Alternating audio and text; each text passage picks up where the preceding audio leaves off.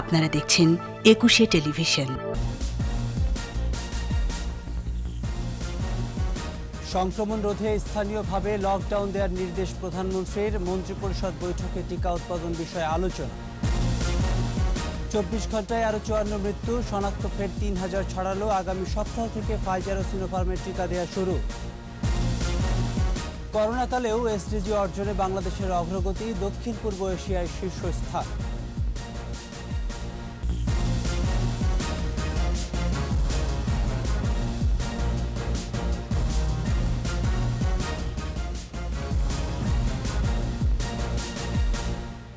শুনছিলেন first security ইসলামী bank limited সংবাদ শিরোনাম।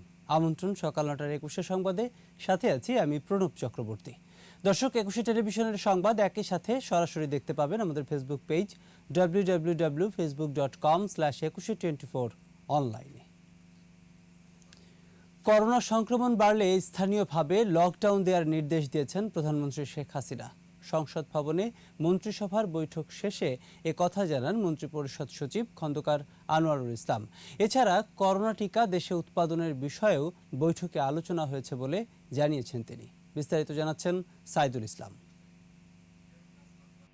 জাতীয় সংসদে সংসদ নেতার কক্ষে মন্ত্রিসভার বৈঠকে 2021-22 অর্থবছরের প্রস্তাবিত বাজেট এবং চলমান করোনা পরিস্থিতি ও করণীয় নিয়ে দিক নির্দেশনা দেন প্রধানমন্ত্রী শেখ হাসিনা। পরে মন্ত্রিপরিষদ সচিব জানান, দেশের বিভিন্ন স্থানে করোনা সংক্রমণ বাড়ছে। যেসব এলাকায় সংক্রমণ বৃদ্ধি পাবে সেখানে লকডাউনের বিষয়ে স্থানীয় প্রশাসনকে ক্ষমতা দেয়া আছে। পাবলিক রিপ্রেজেন্টেটিভ যারা আছেন, লোকাল গভর্নমেন্ট, সবাইকে কিন্তু আমরা বা আর্ম ফোর্সেস বা ল এনফোর্সিং এজেন্সি, যে তারা স্থানীয়ভাবে বসে আপনার যদি মনে করেন কোনো এলাকাতে বেশি হচ্ছে সেখানে এনফোর্স করা, ট্রিটমেন্ট বেশি দেওয়া, প্লাস লকডাউন যেটা তারা কমফোর্টেবল ফিল করবে তারা সেভাবে, কারণ পুরো দেশ এইভাবে আর এখন তো সব জায়গায় ওইভাবে একভাবে আপনি স্প্রেড করতেছে না। সংক্রমণ বিবেচনায় ব্যবস্থা নিতে বিশেষ নির্দেশনা দেন প্রধানমন্ত্রী। এছাড়া করোনা টিকা দেশে উৎপাদনের বিষয়েও আলোচনা হয় বৈঠকে। উৎপাদনটা তো আমাদের প্রধানমন্ত্রীও যেরকম বলছেন, আমরাও চেষ্টা করতেছি। আমাদের বিভিন্ন যেসব ফার্মাসিউটিক্যালস আছে কার কতটুকু ক্যাপাসিটি সেটা আমরা আলোচনাও করছি, এবং বাইরের থেকে আমাদের একাধিক জায়গার থেকে আমরা পাচ্ছি যে তারা যদি এখানে আমরা উৎপাদন করতে পারি, দে আর উইলিং। মন্ত্রিপরিষদের বৈঠকে সংসদীয় নির্বাচনী এলাকার সীমানা নির্ধারণ আইন 2021-এর খসড়ার নীতিগত অনুমোদন ও অটোমোবাইল শিল্প উন্নয়ন নীতিমালার খসড়া অনুমোদন দেওয়া হয়। এছাড়া ওআইসির নারী উন্নয়ন সংস্থার সদস্যপদ গ্রহণ প্রস্তাবও অনুমোদন হয়। সাইদুল ইসলাম, একুশে টেলিভিশন, ঢাকা। ফাইজার ও সিনোফার্মের টিকা প্রদান আগামী সপ্তাহ থেকে শুরু হবে। যারা আগে নিবন্ধন করেছেন তারা টিকা পাবেন। SMS এর মাধ্যমে দেওয়ার তারিখ জানানো হবে। এদিকে কোভিড-19-এ 24 ঘন্টায় 54 জনের মৃত্যু হয়েছে, শনাক্ত 3050। দৈনিক সংক্রমণ হার বেড়ে হয়েছে 14.80%। বিস্তারিত জানাচ্ছেন স্মৃতি মণ্ডল। রাজধানীর মহাখালীতে সংক্রামক ব্যাধি হাসপাতাল পরিদর্শন করেন স্বাস্থ্য অধিদপ্তরের মহাপরিচালক ABM খুরশিদ আলম। পরে সাংবাদিকদের বলেন, আগামী সপ্তাহ থেকে ফাইজার ও সিনোফার্মের টিকা কার্যক্রম শুরু হবে। নতুন কাউকে দেওয়ার প্ল্যান করছি না আমরা। যারা আগে থেকে রেজিস্ট্রেশন করে অপেক্ষমান আছেন তাদেরকে বিভিন্ন হাসপাতালে ডিস্ট্রিবিউট করে দিয়ে দেব। পর্যাপ্ত টিকা পাওয়ার পর নতুন করে নিবন্ধন শুরু হবে, আর মেডিকেল শিক্ষার্থীরা সুরক্ষা অ্যাপের মাধ্যমে নিবন্ধন করতে পারবে জানান হেলথ ডিজি। আইসিটি একটা ব্যবস্থা করবে, স্পেশাল ব্যবস্থা, যে কিভাবে মেডিকেল স্টুডেন্টদেরকে আমাদের এই যে জাতীয় যে সুরক্ষা সিস্টেম সেটার মধ্যে কি করে তাদেরকে রেজিস্ট্রেশন করাবে, সেটা ওনারা কাজ করছেন। এদিকে স্বাস্থ্য অধিদপ্তরের প্রেস বিজ্ঞপ্তি বলছে, করোনায় 24 ঘন্টায় 54 জনের মৃত্যু হয়েছে। এই নিয়ে মোট মৃত্যু 13,172। 512টি ল্যাবে 20,602টি নমুনা পরীক্ষায় শনাক্ত 3,050। মোট শনাক্ত 8,29,972। নতুন সুস্থ হয়েছে 2,564 জন। পরীক্ষা বিপরীতে দৈনিক সংক্রমণ হার বেড়ে হয়েছে 14.80%। মৃত্যুহার 1.59 ও সুস্থতা 92.63%। 24 ঘন্টায় সবচেয়ে বেশি মৃত্যু চট্টগ্রাম বিভাগে 14 জন, ঢাকা ও রাজশাহী বিভাগে 13 জন করে মারা গেছেন। স্মৃতি মণ্ডল, একুশে টেলিভিশন, ঢাকা। সীমান্তের জেলাগুলোতে থামছে না করোনা সংক্রমণের ঊর্ধ্বগতি। রাজশাহী, সাতক্ষীরা, খুলনা ও দিনাজপুর সহ বিভিন্ন স্থানে চলছে সর্বাত্মক লকডাউন। রাজশাহীতে 2 দিনে সংক্রমণ কমেছে 23.50%। সোমবার 2টি ল্যাবে 368 জনের নমুনা পরীক্ষায় 111 জনের শরীরে করোনা ভাইরাস পাওয়া গেছে। হাসপাতালে চাপ সামলাতে রোগীর শারীরিক অবস্থা বুঝে ভর্তি নেওয়া হচ্ছে বললেন পরিচালক। শেরপুরে চলছে কঠোর লকডাউন। গত 24 ঘন্টায় শনাক্তের হার 18.11। ঠাকুরগাঁওয়ে থামানো যাচ্ছে না সংক্রমণের ঊর্ধ্বগতি। জেলায় 94 জনের নমুনা পরীক্ষায় নতুন 43 জন শনাক্ত। আক্রান্তের আনুপাতিক হার 33.88। সাতক্ষীরায় গত 24 ঘন্টায় নতুন করে 91 জনের শরীরে করোনা ভাইরাস শনাক্ত হয়েছে। হাসপাতালের করোনা ইউনিটে 3 জনের মৃত্যু হয়েছে। দ্বিতীয় মেয়াদের লকডাউনের তৃতীয় দিনে শহরের লোকজনের চলাচল খানিকটা বেড়েছে। খুলনায়ও বাড়ছে আক্রান্তের সংখ্যা। নাটোরে করোনায় মারা গেছে 2 জন। মহামারী করোনার প্রভাব সত্ত্বেও জাতিসংঘের টেকসই উন্নয়ন লক্ষ্যমাত্রা 2030 অর্জনের পথে এবছরও দক্ষিণ পূর্ব এশিয়ার দেশগুলোর মধ্যে সবচেয়ে ভালো অবস্থানে বাংলাদেশ। প্রতিবেদনে বলা হয়, মহামারীর কারণে পুরো বিশ্বেই দারিদ্র্য, বেকারত্ব সহ টেকসই উন্নয়নের বিভিন্ন ক্ষেত্রে অবনতি হয়েছে। তবে কেবলমাত্র দক্ষিণ পূর্ব এশিয়ার দেশগুলোই ভালো অবস্থান ধরে রেখেছে।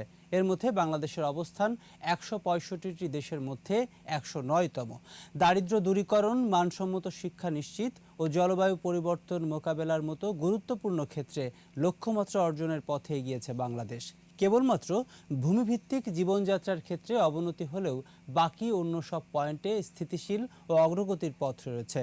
দক্ষিণ পূর্ব এশিয়ার অন্যান্য দেশে গড় স্কোর কমলেও বাংলাদেশ আগের অবস্থানেই রয়েছে। বাংলাদেশ এখন উন্নয়নের চোখ ধাঁধানো মডেল। উন্নয়নের এই অগ্রযাত্রায় রাজনৈতিক এবং অর্থনৈতিক সফলতার চিত্র বিশ্লেষণ করেছেন আন্তর্জাতিক অর্থ তহবিল IMF-এর সাবেক অর্থনীতিবিদ অরবিন্দ সুব্রামানিয়াম।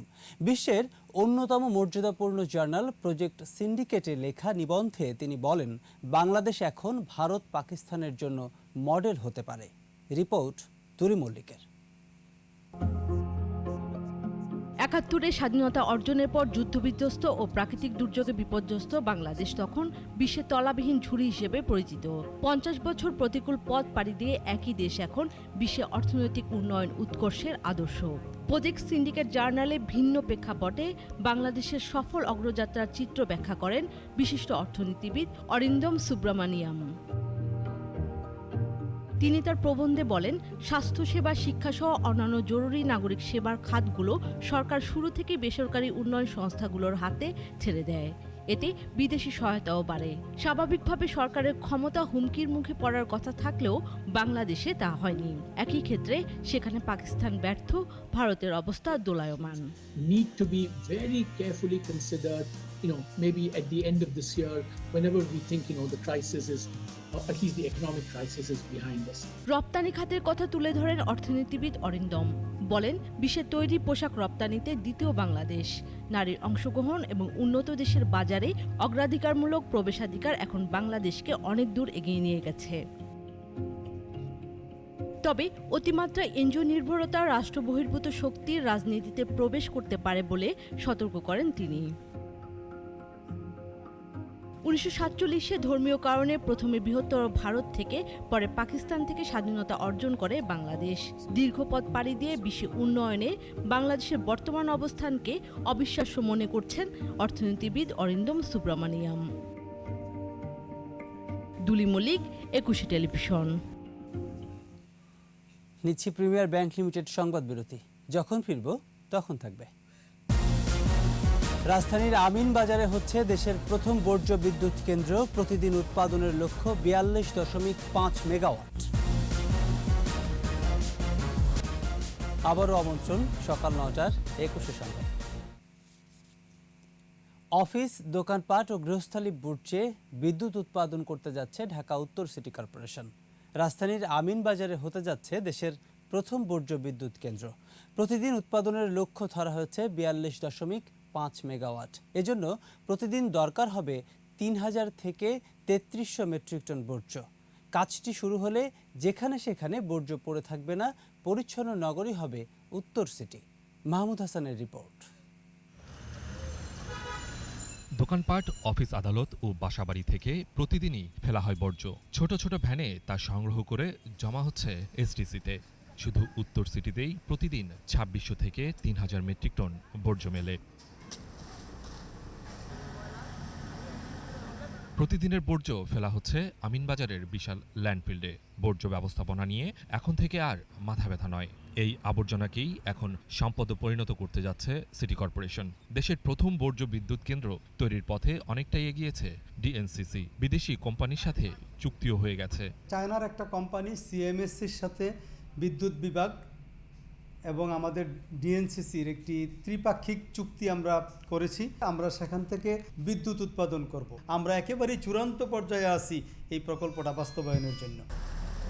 ৪২.৫ মেগাওয়াট বিদ্যুৎ উৎপাদনের জন্য প্রতিদিন প্রয়োজন হবে প্রায় ৩০০০ থেকে ৩৩০০ মেট্রিক টন বর্জ্য। ২৪-২৫০০ বা ২৬০০ মেট্রিক টন বর্জ্য উৎপাদন করি ডেইলি। তো এইটা তো আপনার ৩৩০০ টন দিতে গেলে আবার যদি এটা সেগ্রিগেশন করি তাহলে আরও কমে যাবে। তাহলে আমাদেরকে আশেপাশে থেকে ময়লা টানতে হবে।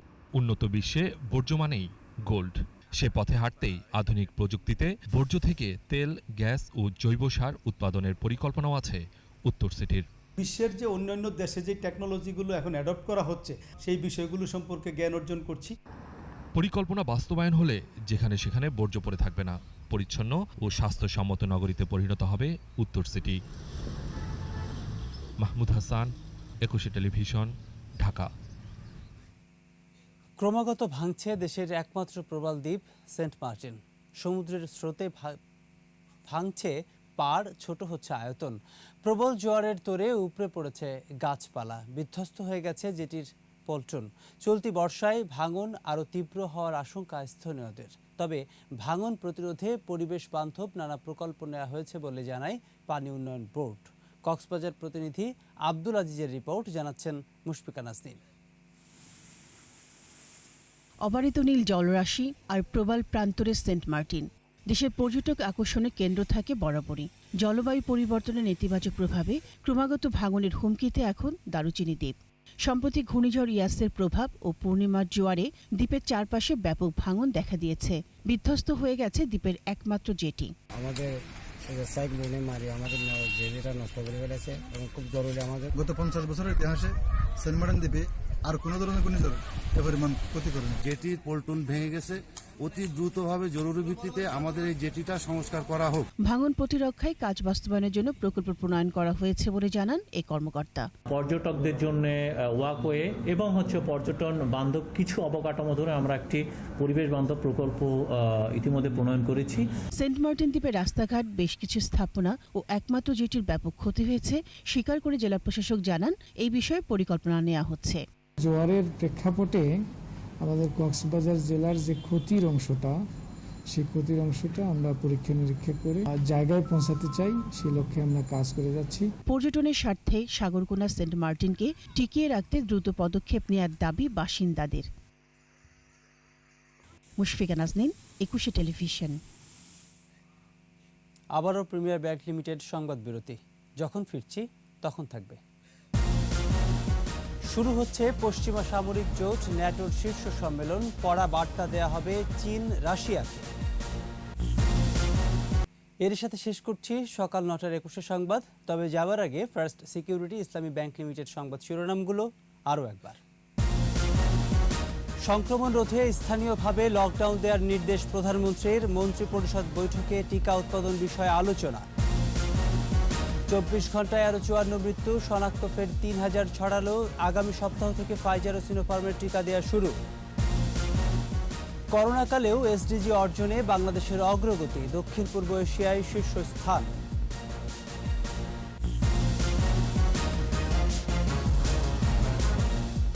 দর্শক, সর্বশেষ খবর জানতে ডায়াল করুন 2021 নম্বরে আর ভিজিট করুন ekushe-tv.com এই ওয়েবসাইটে। এছাড়া ফেসবুকে ভিজিট করতে পারেন facebook.com/ekushe24 অনলাইন। এতক্ষণ সাথে থাকার জন্য ধন্যবাদ। পরবর্তী সংবাদ বেলা 12টায় দেখার আমন্ত্রণ রইল। স্বাস্থ্যবিধি মেনে চলুন, সুস্থ থাকুন, একুশের সাথেই থাকুন।